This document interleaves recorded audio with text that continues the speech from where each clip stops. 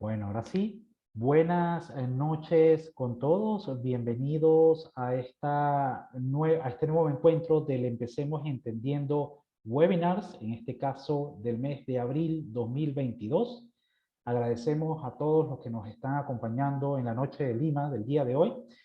Y vamos a iniciar estos webinars de esta semana con el presidente de SIDAPA, Hello Castellón, y con la ponencia La agroplasticultura frente al cambio climático y la protección del medio ambiente. Antes de darle la palabra a Hello, me gustaría hacer una mención de su resumen personal. Él es Hello Faustino Castellón, él es ingeniero de materiales opción polímeros de la Universidad Simón Bolívar de Venezuela. Tiene un diplomado en estudios avanzados en agroplasticultura en la Universidad de Almería, España, doctorando en agroplasticultura, agrónica y desarrollo rural sostenible de la Universidad de Almería, España. Es actualmente presidente del Comité Iberoamericano para el Desarrollo y Aplicación de los Plásticos en la Agricultura, SIDAPA, y coordinador general de GT-ATP, la empresa de servicios del Centro de Investigación de Polímeros Avanzados, CIPA, Chile. Antes de cederte la palabra, Hello, les invitamos a todos los participantes que tengan cualquier consulta, pregunta, a partir de la exposición de Hello, la pueden generar en el chat y nosotros se la transmitiremos al ponente en el momento de preguntas y respuestas. Hello, te he dado la palabra y te agradezco nuevamente estar con nosotros después de 2 años. Bien, gracias por la bienvenida, Alejandro, por la presentación también. Muchas gracias a todos los que están conectados y a los que se van a ir conectando también en el transcurso de esta conferencia. Para mí es un placer estar nuevamente aquí en la casa de Empecemos Entendiendo, esta comunidad que tiene cientos o no sé si miles de seguidores en toda América, y es un placer nuevamente estar aquí en esta casa.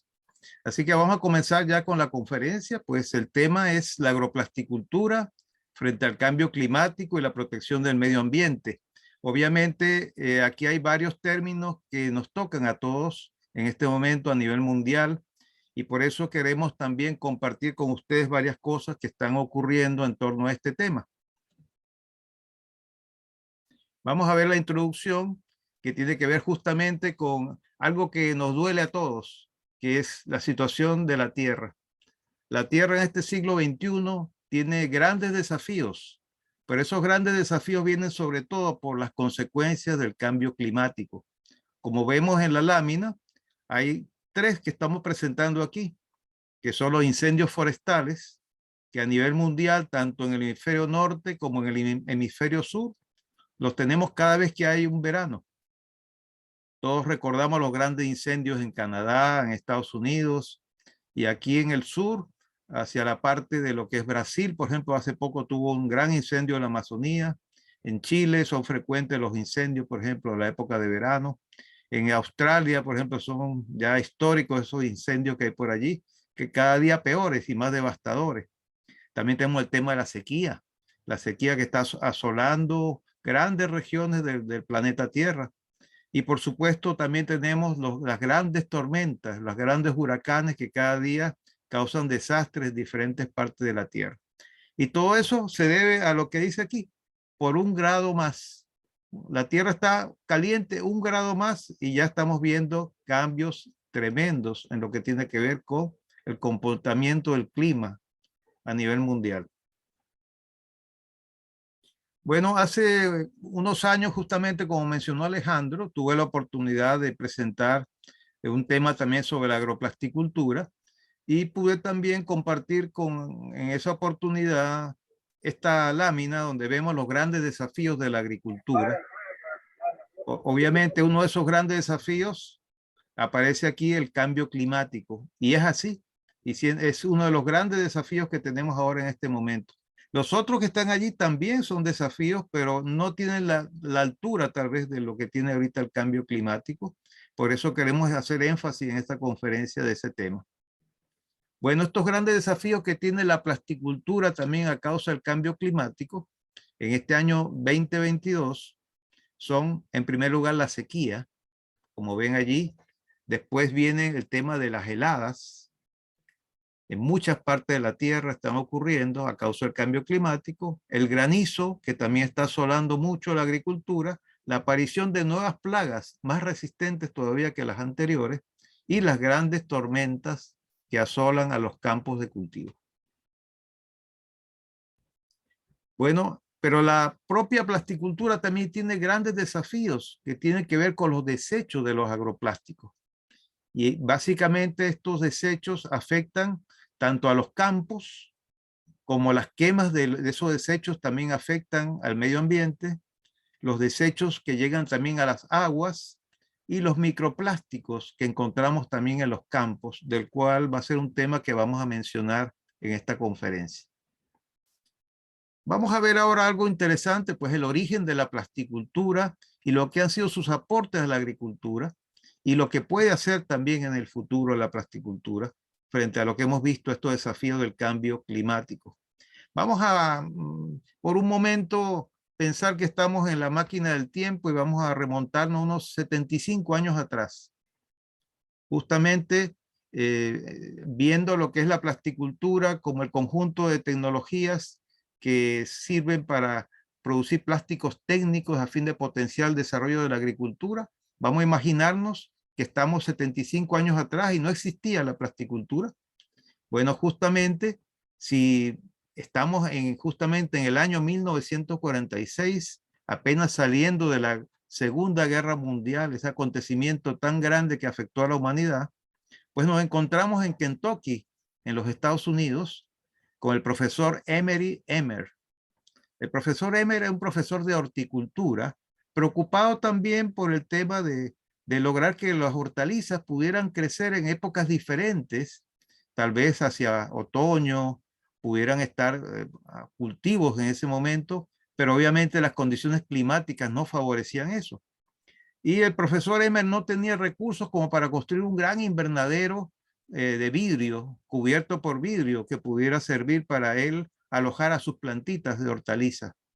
Entonces a él se le ocurrió hacer un invernadero de porte bajo con elementos muy sencillos que tenía cerca, básicamente madera, y pensó, bueno, yo necesito algo que deje pasar la luz y le dé calor a las plantitas.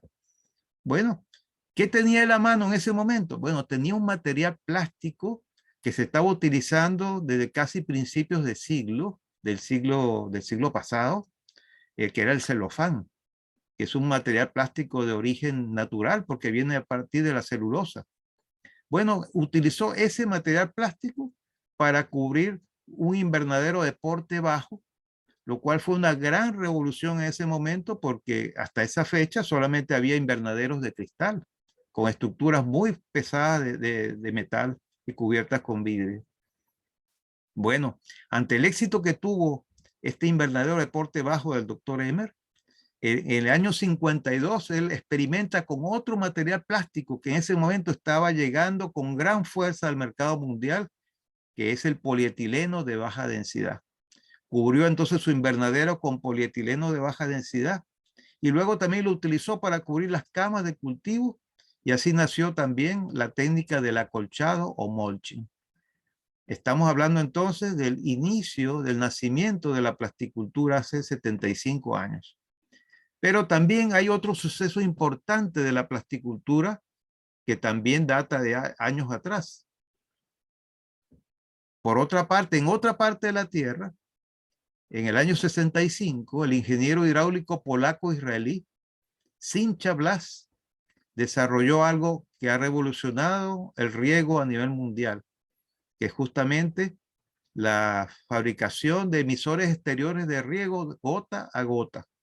Justamente este ingeniero hidráulico se estableció en Israel en esa época, en los años 60, y justamente ante la carencia de agua y también porque el kibutz Hazerin estaba cerca del desierto del Negev, él se le ocurrió buscar la manera eficiente de utilizar el agua y por eso desarrolló este sistema que se ha hecho famoso en el mundo, pero que no hubiera sido posible si no dispusiera de materiales plásticos como el polietileno y el polipropileno. Vemos hoy el desierto del Negev En la gráfica que ven en el ángulo superior izquierdo, ven el desierto como en los tiempos bíblicos, desolado, sin ningún tipo de plantas. Pero hoy en día el desierto del Negev es un jardín. En la foto que vemos allí tenemos cultivos de vid, viñedos. Y esto es parte de lo que ha sido el descubrimiento o el desarrollo del riego por goteo. Bueno, los aportes de los plásticos para la agricultura los podemos resumir en algunas cosas muy importantes, muy relevantes. Primero, permiten la gestión del agua, algo fundamental para la agricultura moderna. Luego, el uso eficiente del riego agrícola. Ya hemos visto el riego por goteo. También el aumento en la producción y en la calidad de los productos agrícolas. La protección de los cultivos en diferentes condiciones agroclimatológicas, algo que se debe pues al profesor Emery Emmer con su invernadero de porte bajo, invernaderos baratos que permitieron difundir esta tecnología a todas las partes de la tierra. Y algo muy importante, permiten una importante disminución en el uso de pesticidas y la utilización de controles biológicos, algo fundamental para evitar la contaminación por tantos agroquímicos que están causando daños también a los propios seres humanos. Por otra parte, permiten una planificación de la producción agrícola a lo largo del año, lo cual también es muy importante. Y son fundamentales para reducir el impacto ambiental por la deforestación y la contaminación con agroquímicos. Ahora que hemos visto esto, vamos a también aprovechar para repasar algunos hitos de la plasticultura en Iberoamérica. ¿Cómo ha sido ese desarrollo en nuestro continente? Bueno, cuando hablamos de los hitos de la plasticultura en Iberoamérica, no podemos dejar de mencionar como el primero de esos hitos a Almería, conocida como la Huerta de Europa. El milagro de Almería es algo que se inició también más o menos hace unos años, en 1963, en una de las regiones más secas de España, que está al sur de España frente a África. Es famosa porque existe allí el único desierto de Europa, el desierto de Tabernas, que lo pueden ver aquí en la fotografía en el ángulo inferior izquierdo. Bueno, ahí queda ese desierto de Tabernas y es una zona muy seca. En Almería había muy poca agricultura en el año 1963 y era la zona más deprimida, más pobre de España. Sin embargo, gracias al uso de la tecnología y sobre todo de la plasticultura, se pudo desarrollar un sistema de cultivo sencillo, económico, basado en el parral almeriense, una práctica que ellos ya tenían, los habitantes de Almería. Ellos tenían cultivos de vid, de uvas, y tenían sus parrales. Bueno, como esa zona casi no llueve, pues básicamente lo que hicieron fue tomar esos parrales y cubrirlos con plástico. Y de esa manera hicieron una estructura capaz de soportar las bajas temperaturas de invierno y abastecer al resto de Europa con 3,5 millones de toneladas de hortalizas, tanto Alemania, Francia, Holanda, Italia e Inglaterra en la época de invierno. Almería no es solamente un icono por la producción hortícola, sino también porque es la estructura hecha por el ser humano que es capaz de ser vista desde el espacio exterior. Esa manchita blanca que se ve abajo es esta gran concentración de invernaderos que constituyen lo que se ha venido a denominar el mar del plástico. Más de 32.000 hectáreas continuos de invernaderos que se encuentran en esa región. El parral almeriense, como les dije hace un momento, es una estructura muy sencilla. Son simplemente soportes que permiten, con un sistema de cables, la cubierta de una película plástica de polietileno que sirve de cubierta para darle un poquito de calor a los cultivos en la época del invierno, donde la temperatura baja tal vez a 6, a 7 grados, y entonces esto le favorece el que se puedan desarrollar ahí cultivos de hortalizas en la época de invierno. Así, entonces, Almería se convirtió en la huerta de Europa. Actualmente tiene más de 32.000 hectáreas continuas de invernaderos que los ven aquí en esta foto, que son simplemente techos planos, estructuras muy sencillas de hacer. y que ha permitido a muchas familias de agricultores desde aquel tiempo a tener autosustentabilidad y generar grandes recursos por esta actividad. Por supuesto, ha sido un icono a nivel mundial, pero también aquí en nuestra América, en Centroamérica específicamente, tenemos otro hito de la plasticultura, que justamente es la protección de los bananos, que nació en Guatemala, justamente en el año 1956. El técnico Carlos González Fajardo utilizó como protección física para prevenir el ataque de las plagas unas bolsas o cubiertas o fundas que pueden ver aquí en la fotografía, que se iniciaron justamente en Guatemala como precursores de esta gran aplicación de los plásticos para la agricultura. Actualmente el primer país productor de bananos y exportador de bananos es Ecuador, pero esto es gracias al uso de estas fundas, de estas bolsas que protegen los racimos del ataque de las plagas. Entonces, un hito también que tenemos a nivel mundial aquí en América, desarrollada por un técnico guatemalteco.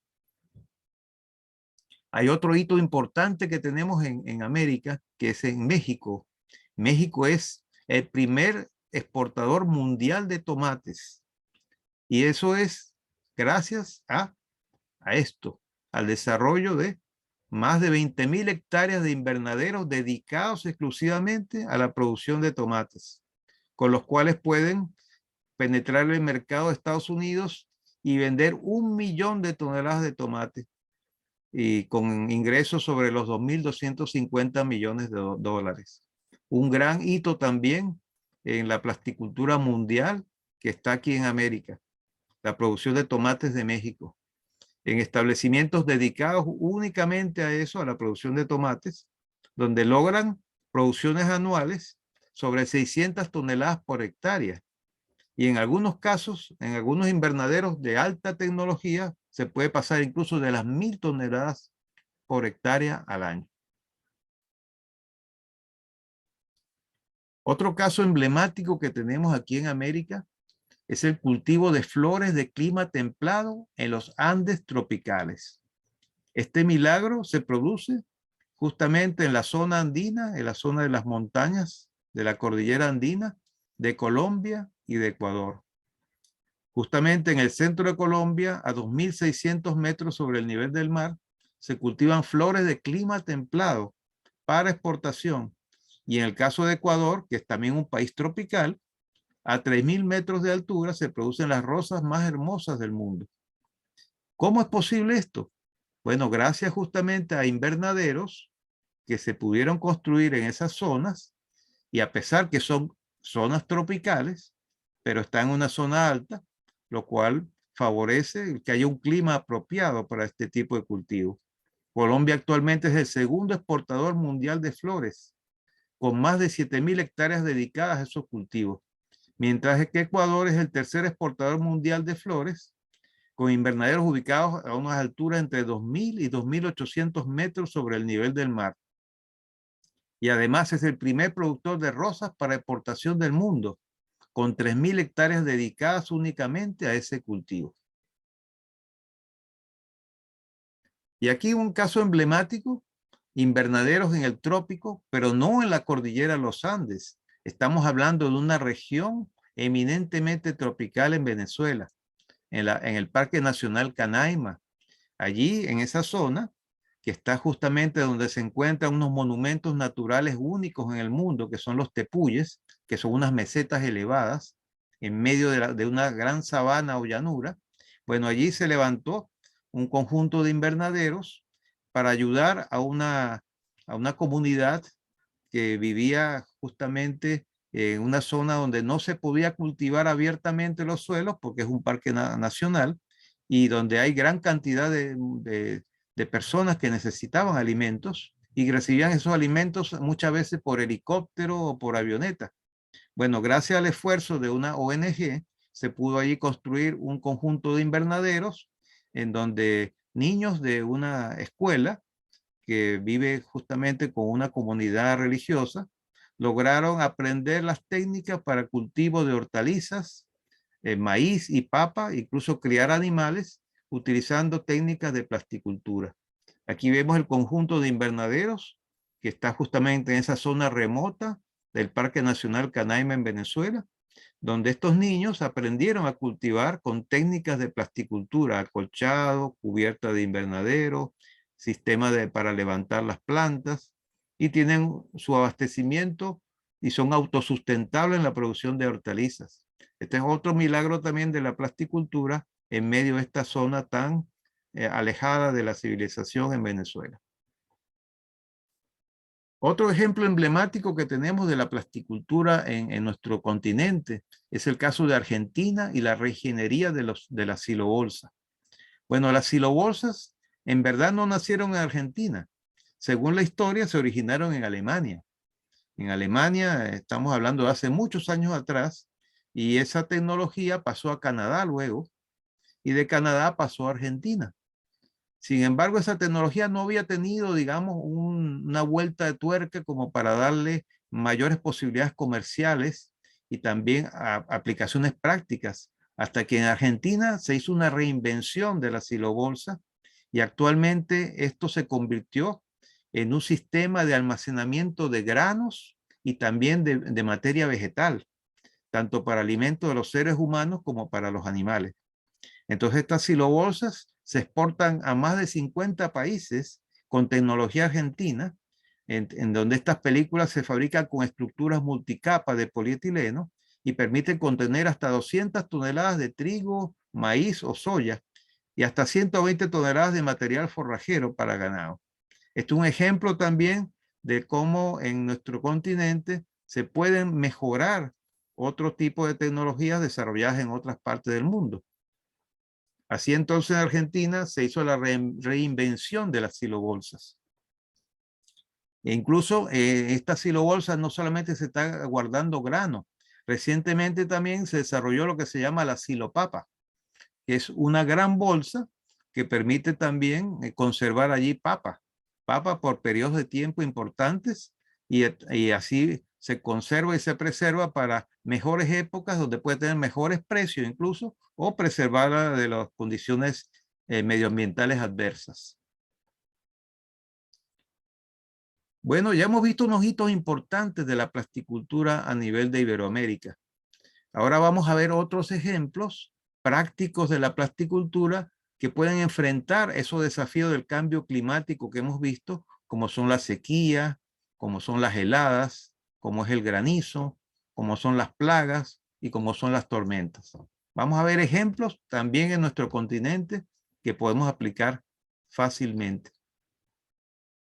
Bueno, un caso muy emblemático que siempre ha llamado la atención son los llamados invernaderos más altos del mundo. ¿Dónde se encuentran estos invernaderos más altos del mundo? Bueno, no están en el Himalaya exactamente, están aquí en nuestro continente. Están en una zona que converge entre las fronteras de Perú, Bolivia, Chile y Argentina. Una zona que se conoce como la Puna o zona altiplánica, en el cual hay clima inhóspito, ya que eso se considera un desierto frío, ya que estamos hablando del centro de la cordillera de los Andes, a unas alturas entre 3.500 y 4.500 metros sobre el nivel del mar. Imagínense esa altura. Bueno, allá el clima es muy adverso realmente. Hay granizadas, nevadas, heladas y mucha cantidad de eventos que no ayudan para nada a lo que tiene que ver con el tema de la agricultura. Entonces, aquí las carpas solares o fitostoldos son justamente inventos que han desarrollado las personas de esas zonas del mundo para poder cultivar hortalizas y también a poder criar pequeños animales que les sirven también para su mantención diaria. Vamos a ver a qué se trata de esto.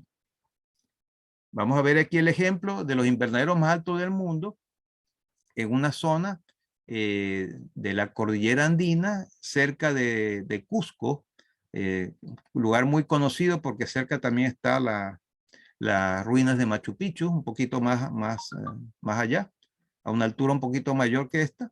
Aquí se han desarrollado, por ejemplo, invernaderos donde están cultivando flores a altura sobre 3.220 metros sobre el nivel del mar.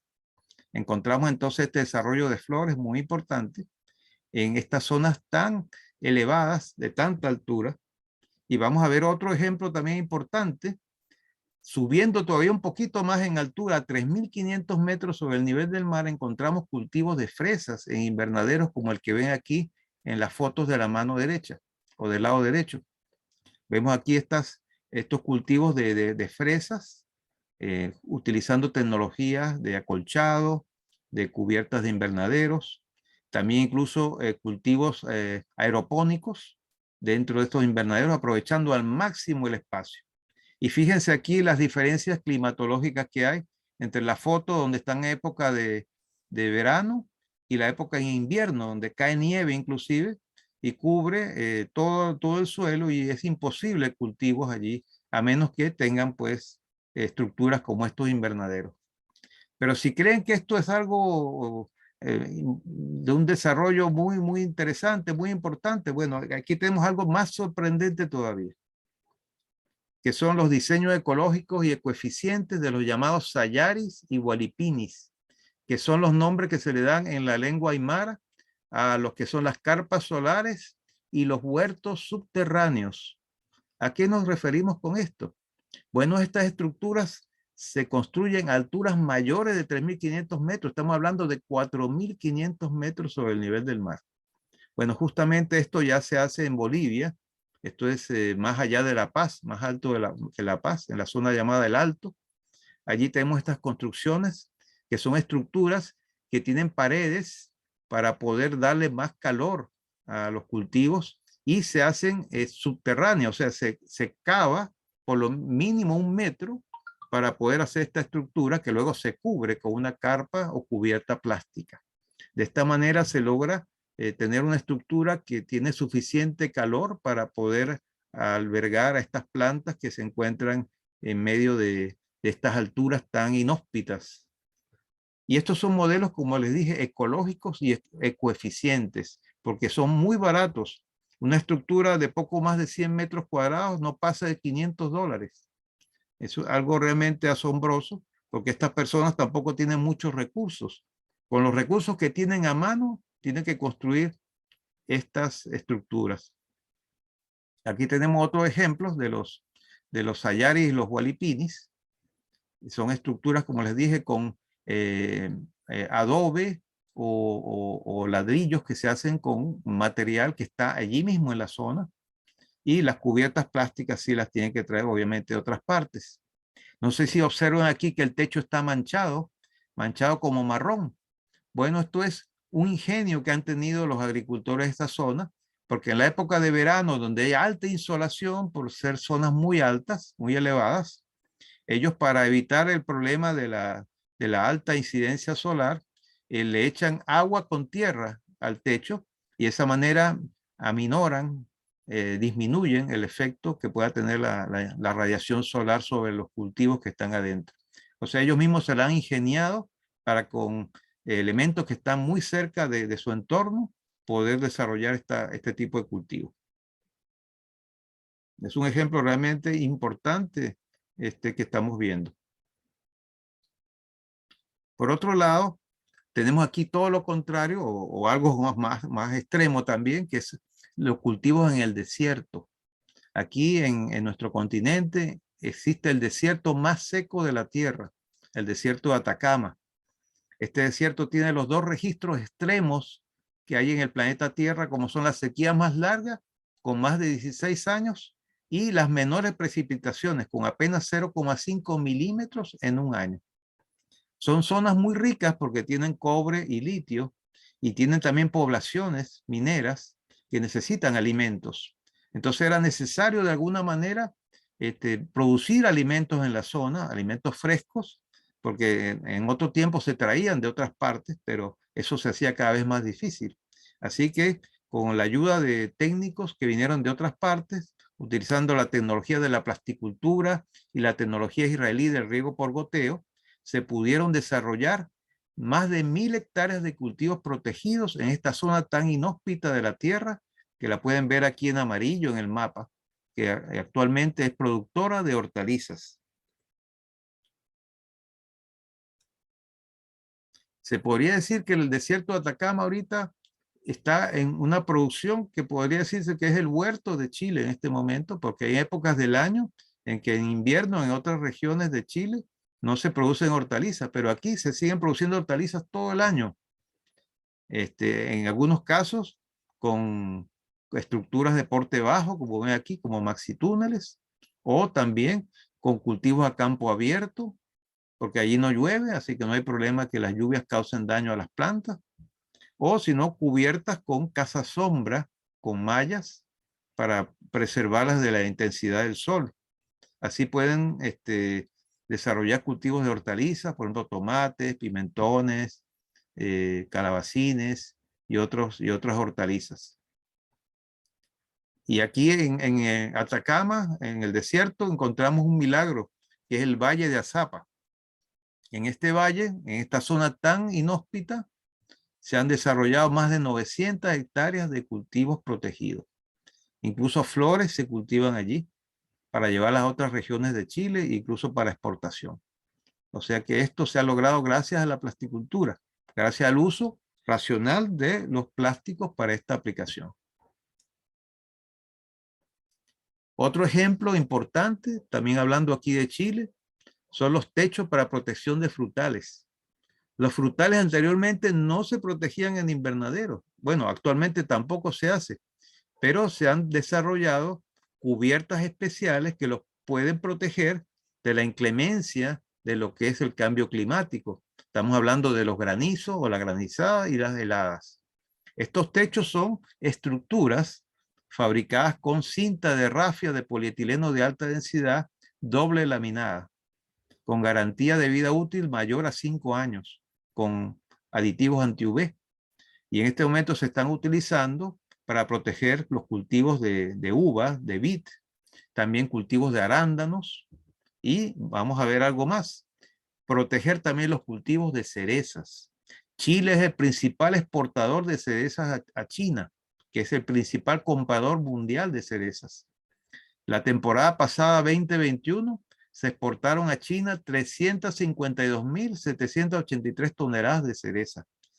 Y una gran porción de esas cerezas, más de 3.000 hectáreas, estaban protegidas por estos techos, porque están ocurriendo ahora fenómenos que antes no se veían con el cambio climático, como son las heladas primaverales.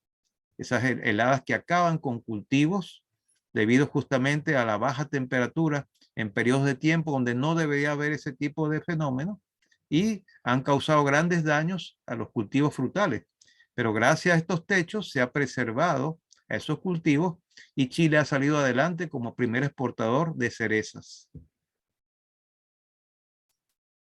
Hemos visto ya las grandes ventajas que tienen los agroplásticos, hemos visto cómo pueden ayudar a la agricultura, pero nos toca ahora ver el otro lado de la moneda, cómo manejar estos desechos de los agroplásticos. Bueno, los desechos de los agroplásticos provienen de los siguientes o de las siguientes aplicaciones. Vienen de los invernaderos, los techos que cubren los invernaderos, que generalmente están sucios de polvo, pueden incluso desarrollar algas en la superficie, interiormente pueden tener restos de pesticidas. Después vienen los acolchados que tienen polvo, restos vegetales, posiblemente restos también de pesticidas, agroquímicos. Luego tenemos las películas para ensilaje, para conservación de pastos, que vienen con restos de pastos y con tierra y con algunos otros contaminantes. Las mallas, que son de las casas sombra sobre todo, que pueden tener también polvo, restos vegetales y restos de algunos agroquímicos. Y las tuberías para riego que también se desechan, que son estos en conjunto los desechos de los agroplásticos. Aquí les muestro una cinta de Mobius, la cinta que representa el reciclaje. Esto fue desarrollado por el Comité Internacional de Plástico en la Agricultura para mostrar que es posible que la agricultura intensiva, fruto de la plasticultura, puede insertarse en la economía circular, ya que a partir de estos gránulos que ven aquí, los pellets de los materiales plásticos que se transforman por ejemplo, en películas de diferentes tipos para cubrir invernaderos, para bolsas de silaje o empaques para pastos, o para cubrir también los techos de los frutales. Después de su uso, hay que recogerlas. Eso es justamente lo que hay que hacer, recogerlas del campo para luego agruparlas y poder disponerlas para que vengan los especialistas en reciclaje con sus transportes, lo puedan llevar en los transportes para hacer un pretratamiento, que generalmente es una limpieza, un lavado, para quitarle pues esas impurezas que no son convenientes para nada para su transformación posterior. Luego que se han tratado, se llevan como material ya reciclado limpio a las fábricas, donde se transforman en pellets o en partículas para luego insertarse en la economía circular y volver a convertirse en agroplástico. Este sería el anillo perfecto o el círculo virtuoso de los agroplásticos. Bueno, la realidad es que a nivel mundial el reciclaje de plásticos no llega ni siquiera al 10%. Y en el caso de los agroplásticos estamos rondando más o menos esas cantidades. 8 o 9% es lo que se está recolectando a nivel mundial. Uno de los intentos más importantes que se están haciendo para reciclar los agroplásticos e insertarlos en la economía circular viene del Comité Francés de Plástico en la Agricultura, CPA, que también con el Subcomité de Plástico Agrícola y Ambiente, que están gestionando actualmente la recolección anual de 60.000 toneladas de desechos plásticos agrícolas en Francia, lo cual representa un porcentaje muy importante porque en Francia se manejan aproximadamente unos 180.000 toneladas de agroplástico. Quiere decir que ya este Comité Francés de Plástico está logrando gestionar 1/3 de la producción de los agroplásticos para reciclaje, lo cual es algo notable, un hito realmente en lo que es el reciclaje de agroplásticos. Hacia allá quisiéramos ir y seguir avanzando justamente en ese sentido. Otro aporte importante que nos hace también el Comité de Plásticos Internacional es este documento que es la Estrategia Europea para la Plasticultura, que se fundamenta en estos 4 aspectos que vamos a detallar aquí. Primero, se fundamenta en el ecodiseño. Y actualmente esto no solamente es aplicable a los plásticos para la agricultura, sino para todos los plásticos que se fabriquen en este momento. Deben pasar por lo que se llama el ecodiseño. Es decir, concebirlos para una aplicación en la cual luego de su vida útil vayan a tener otra posibilidad de ser reutilizados. Esto ya no se puede obviar en este momento. El ecodiseño es obligatorio prácticamente. Luego de eso, obviamente, tenemos recoger y clasificar. Es muy importante con todos los desechos, no solo de agroplásticos, sino de cualquier tipo de plástico que se utilice en la vida diaria. Posteriormente, el reciclaje es fundamental y también la incorporación de nuevos materiales. Estamos hablando de los biodegradables, materiales plásticos biodegradables que también se van a incorporar a esta estrategia para el uso de los plásticos en la agricultura. Por supuesto, la plasticultura, al igual que el resto de las aplicaciones de los plásticos a nivel mundial, están sujetos a las políticas públicas. Y en este momento en Europa, por ejemplo, se tiene la ley de responsabilidad ampliada de los productores. Aquí en Chile, donde me encuentro, la ley se llama Ley de Responsabilidad Extendida del Productor, que básicamente es lo mismo. Es una corresponsabilidad que se establece por medio de las leyes entre el que produce los plásticos y el que los consume. Ya no están exentos de responsabilidad ni el que los produce ni el que los consume. Tanto uno como otro tienen responsabilidad sobre el uso final o sobre la disposición final de ese desecho. Y en el caso de los agroplásticos, es fundamental que se anticipe esto porque todavía no hay una extensión de esta ley REP o RAP, dependiendo de dónde se encuentren, para los agroplásticos, pero esto viene ya.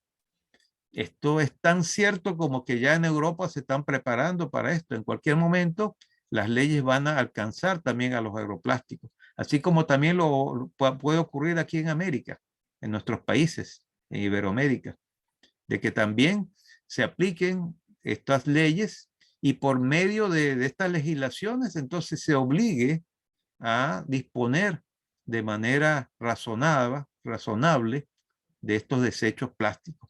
Para eso hay que hacer sistemas integrales de gestión, en los cuales hay responsabilidades individuales de los productores agrícolas y responsabilidades colectivas también de las asociaciones, de los gremios, de los productores, que deben también intervenir sobre este tema tan importante. En esta foto que ven aquí en el ángulo inferior derecho, vemos una playa de Almería, donde esto que está al fondo no son rocas ni piedras, son simplemente restos de desechos de las cubiertas de invernadero en Almería.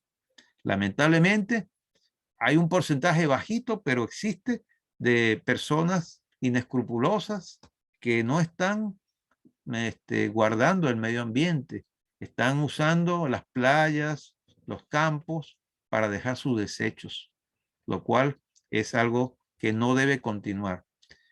Debe ser política cero plásticos en la naturaleza. Esa debe ser la política que de ahora en adelante se aplique en todas partes. Y eso implica un gran esfuerzo de parte de los productores, de parte de los fabricantes, de parte de toda la sociedad en general. Pero hay que hacerlo ya. Ya no hay más tiempo para esto. Si no lo hacemos por las buenas, pues las legislaciones nos van a alcanzar y vamos a tener que hacerlo obligatoriamente. Pero hay tiempo de hacerlo todavía. Vamos a ver unos casos emblemáticos de equivocaciones o errores que hubo en la plasticultura. También hay que reconocer las fallas que uno comete en la vida. Y este caso es un caso emblemático, el caso de China, la mayor superficie cubierta por acolchado en toda la Tierra. En China actualmente hay más de 20 millones de hectáreas cubiertas con acolchado plástico. Miren, gracias a esto, China salió de la miseria, China salió del hambre, porque hace muchos años, hace más de 50 años en China había más de 700 millones de agricultores que estaban en la miseria.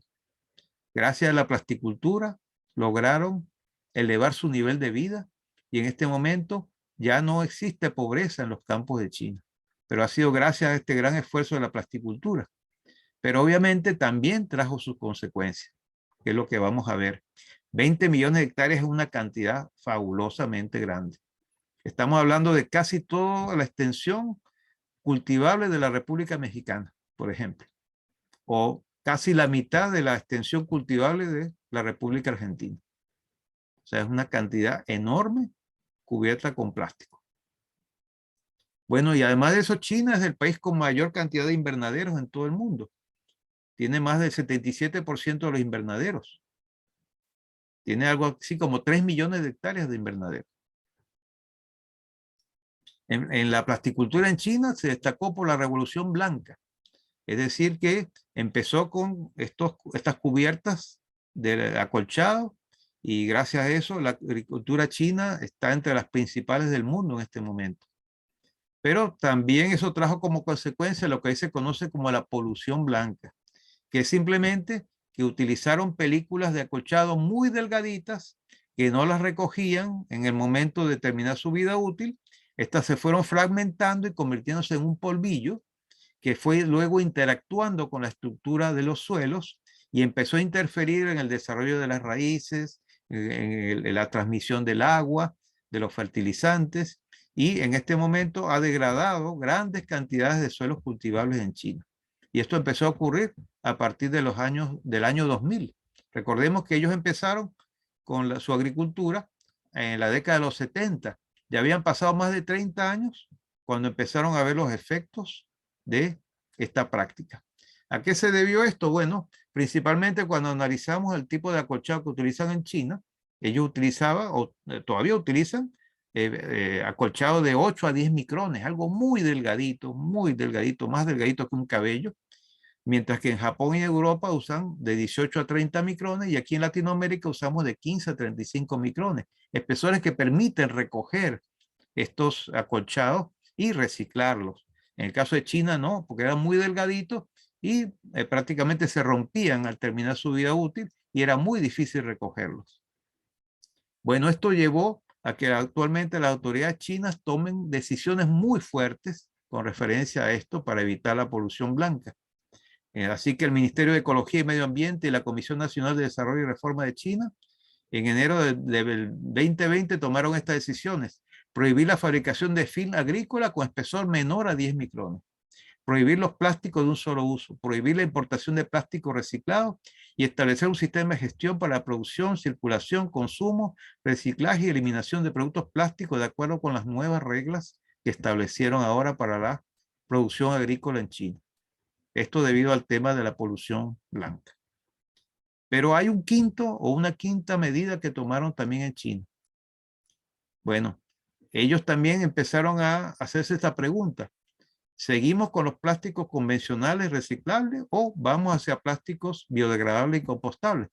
Bueno, en este momento en China también tienen una meta.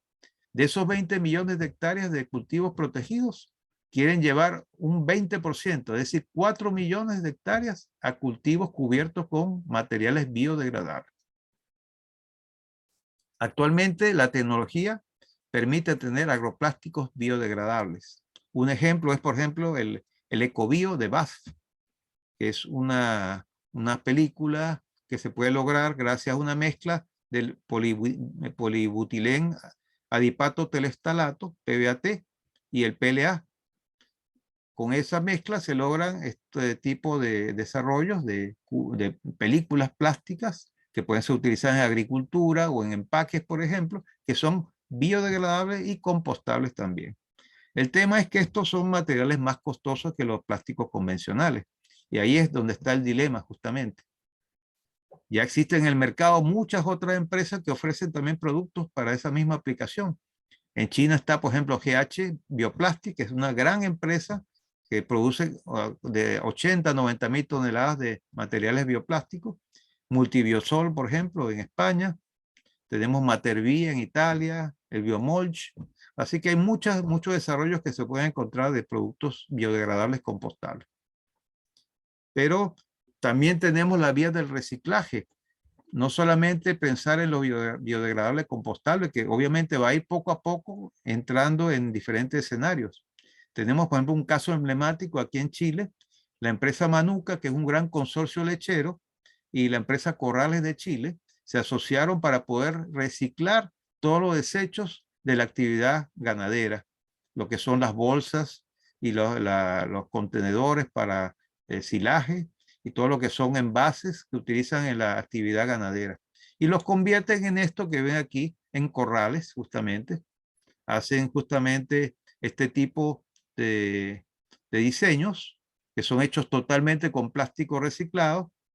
Hacen postes que sirven para hacer cercas o para hacer jaulas y de esa manera aprovechan todo el material reciclado. Este es un proyecto apoyado por el Ministerio de Agricultura de Chile, por ejemplo. Y así como este hay en muchos otros países, en Colombia, en Centroamérica, se encuentra también desarrollo de este tipo y en Argentina, en Brasil, están también desarrollándose por esa vía lo que son los reciclados de agroplásticos. Y ya tenemos precedentes exitosos en el reciclaje de los desechos de envases de agroquímicos, que se están haciendo de manera muy eficiente en toda América, bajo las normas que tienen justamente internacionalmente la disposición de estos envases con agroquímicos. E incluso tenemos ya desarrollos interesantes en el campo del ecodiseño, porque recientemente, por ejemplo, hay grupos que están trabajando en el uso de los insectos para poder degradar los plásticos agrícolas. ¿Cómo es esto? Bueno, todos conocemos al escarabajo, ese gran aliado que tienen los agricultores, porque se encarga justamente de evitar que los suelos se compacten.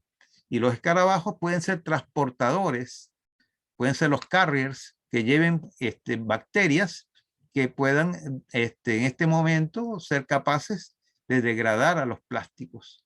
Entonces los escarabajos serían esos portadores de bacterias que serían capaces de degradar, como dice aquí, polietilenos de baja densidad, polietilenos de muy baja densidad, incluso el poliestireno. Entonces esta sería una vía ecológica, un ecodiseño que está ahorita en periodo de prueba, que podría ser una alternativa también, por ejemplo, para enfrentar el tema de este polvillo, estos microplásticos que se encuentran en los suelos de muchos países, como en China, por ejemplo. Todo lo que hemos visto, me gustaría que ustedes pudieran profundizarlo, pudieran tener más información todavía sobre esto. Por eso quiero invitarles también para que puedan participar en el 16º Congreso Internacional de Plasticultura SIDAPA Chile 2022, que va a tener lugar en Concepción, en Chile, del 20 al 22 de abril. Están cordialmente invitados. El tema justamente es este que acabamos de mencionar en la conferencia: nuevos desafíos para la plasticultura ante el cambio climático y la protección del medio ambiente. Pueden ingresar a la página web Congreso SIDAPA 2022 y van a encontrar toda la información sobre el Congreso. Y justamente hay la posibilidad de que puedan acceder, los que no pueden viajar a Chile, si lo pudieran hacer, pues están cordialmente invitados y los recibiremos con mucho cariño. Y los que no puedan, pueden conectarse vía telemática, porque vamos a tener también la transmisión híbrida de este congreso, en donde vamos a hablar justamente de estos temas que están en este momento afectando a la humanidad, en este momento tan importante, en esta tercera década del siglo XXI, en donde no solamente la alimentación y la salud son temas de gran importancia, ya que para el año 2050 se espera que la población de la Tierra supere los 9 billones de seres humanos, una cifra que antes era impensable. Pero el desafío no es solamente alimentar a esa gran masa de personas, sino también gestionar el agua y gestionar los problemas que nos causa el cambio climático. Así que los invitamos para ver estos temas tan importantes. Les voy a mostrar aquí como abrebocas algunas de las cosas que vamos a tener en este congreso. Vamos a tener el bloque 2, por ejemplo, los temas de gestión de los desechos de agroplásticos y la economía circular. Vamos a tener, por ejemplo, como invitados a Bernard Lemois, que es el secretario general del CIPA, del Comité Internacional de Plásticos en la Agricultura, que viene de Francia, y va a hablar justamente del tema de la plasticultura, que se inserta justamente en los temas de la circularidad. También a Olivier de Burreper, que viene de la empresa BAS, que va a hablar del desarrollo actual de los plásticos agrícolas biodegradables, y la norma europea EN 17033 sobre los acolchados biodegradables. También vamos a tener a Nesko Kuzmisic de RIC Chile, que va a hablar sobre una mirada a la circularidad de los agroplásticos en Chile. Un estudio bien interesante sobre cómo gestionar los desechos que vienen del sector ganadero, por ejemplo. También viene Luis Vargas, que representa a la empresa china GHBT, hablando del tema del mulching compostable, rendimiento productivo y solución al problema de la basura. Y tenemos también a Magdalena Balcells, que es la gerente general de la Asociación de Industriales Plásticos de Chile, donde va a hablar del desafío para la incorporación de resinas plásticas recicladas en la agricultura y otros sectores productivos. Bueno, estos son temas fundamentales que tienen todas las personas ligadas al sector plástico, todos los que tenemos ese pasivo en nuestras vidas de que hemos trabajado en el plástico, pero queremos ahora que esto se revierta y podamos realmente estar orgullosos de trabajar en el sector plástico y que podamos realmente aprovechar al máximo las bondades de estos materiales tan buenos para tantas aplicaciones. Vamos a llegar a las conclusiones ya, pues estamos terminando. Vamos a ver aquí 4 conclusiones nada más. Los grandes desafíos que enfrenta la agricultura mundial solo podrán ser superados con éxito utilizando las tecnologías asociadas a la plasticultura, pero de forma respetuosa con el medio ambiente. Esto es fundamental. Los problemas para disponer los desechos de los agroplásticos en algunas aplicaciones han llevado a la introducción de los materiales biodegradables y compostables como una alternativa a los plásticos de origen fósil, pero se debe seguir innovando para lograr mejorar su calidad y hacerlos competitivos. Ese es el gran desafío que hay hoy. Los países de Iberoamérica deben trabajar para lograr sistemas de gestión eficientes para el manejo de los desechos de agroplásticos y anticiparse a las legislaciones medioambientales. Y por último, la plasticultura y la economía circular de los agroplásticos de desechos es posible y viable, pero se debe trabajar con urgencia en este tema tan importante. Bueno, muchas gracias por su atención. Aquí tienen mi contacto. Soy presidente de SIDAPA, como me anunció Alejandro.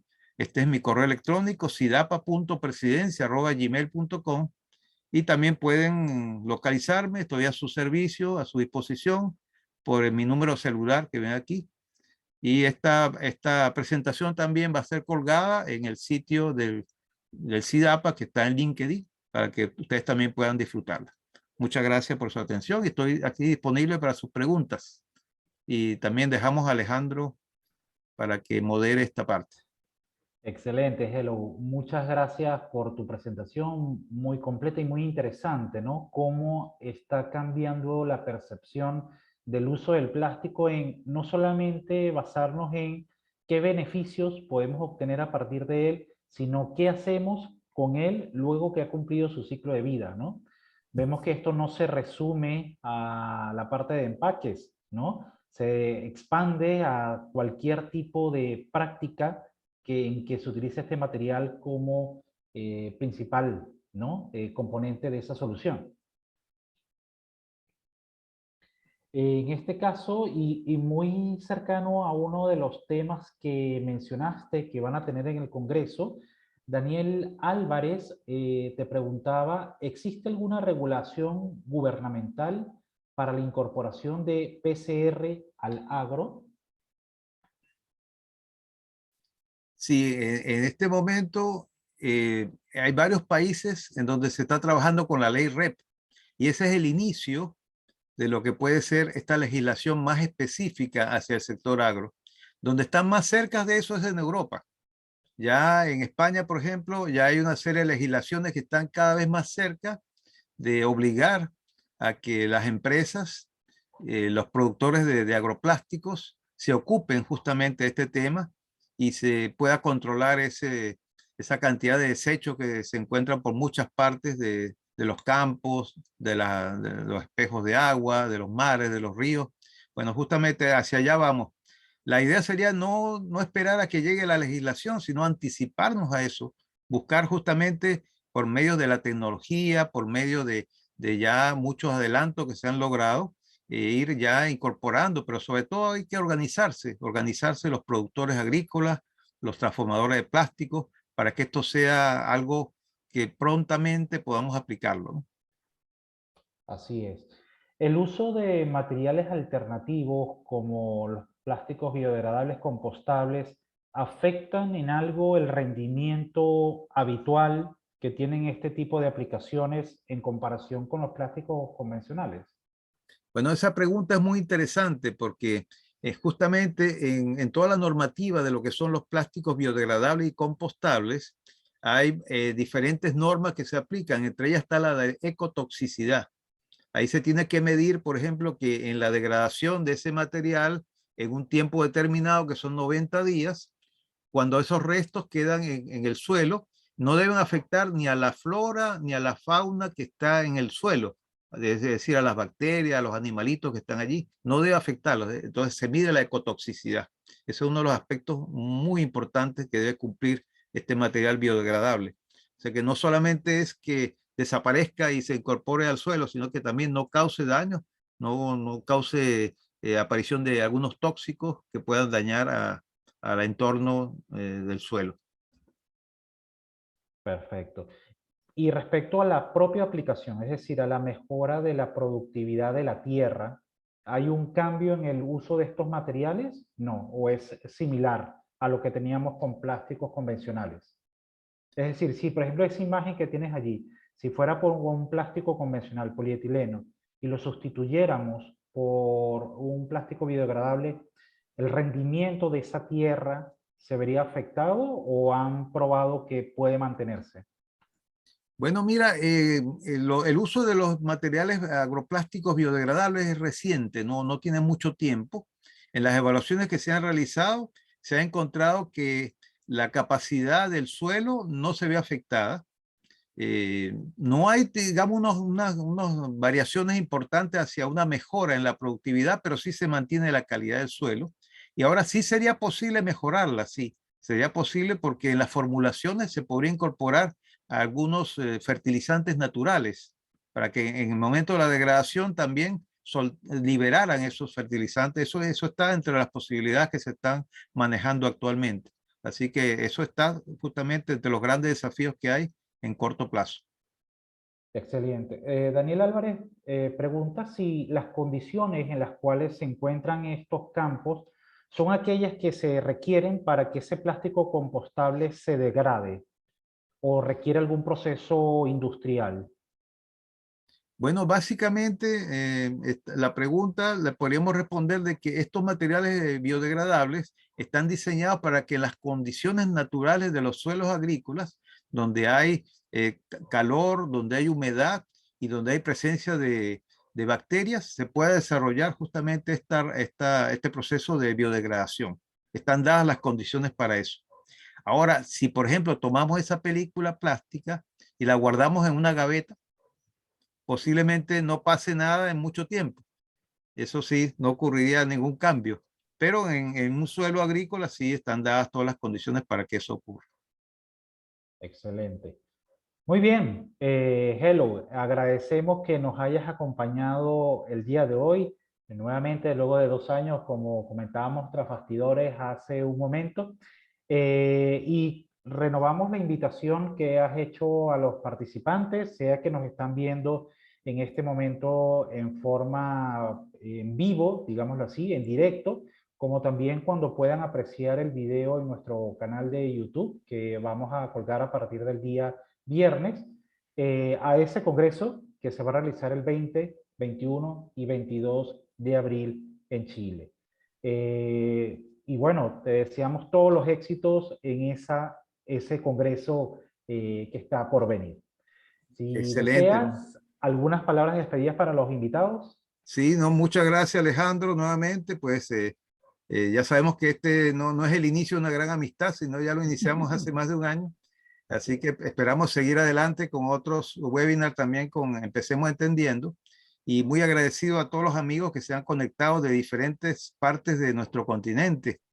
Ya veo que hay gente de Guatemala, gente de Colombia, de Venezuela, muchas partes que veo que están conectados, bueno, y de Perú seguramente también. Así que les agradecemos mucho su interés en este tema. Recordemos todos que algo muy importante, la mayoría de los que están aquí son gente que, igual que yo, igual que tú también, Alejandro, pues se han forjado en el cariño, en el amor hacia los plásticos. Pero tenemos también un gran desafío, un gran deber que tenemos aquellos que hemos trabajado tantos años con los plásticos, que es que estos plásticos no sigan contaminando el medio ambiente y que sigan ayudando a la producción agrícola para que sigan produciendo más alimentos de mejor calidad. Porque algo muy importante que lo hemos visto ahora en la pandemia, que los agricultores no se pararon en la pandemia. Siguió la producción de alimentos, siguió la plasticultura ayudando a la producción de alimentos a nivel mundial. Mientras en las grandes ciudades había cuarentena, los productores agrícolas seguían trabajando. Y gracias a eso no hubo una hambruna a nivel mundial. Eso es algo muy relevante que tenemos que recordarlo siempre. Y los plásticos ayudaron mucho a eso. Y pueden seguir ayudando, pero ya sabemos que hay que empezar a trabajar en eso. Así que ese es el mensaje que les dejo. Así es, Hello. Muchas gracias entonces nuevamente por tu participación, invitados a ese congreso de SIDAPA, y nosotros nos veremos nuevamente el día de mañana con la segunda fecha de Empecemos Entendiendo webinars con principios de destrucción reactiva. Cuídense mucho, nos vemos mañana. Chao, Excelente. chao. Gracias. Feliz noche para todos.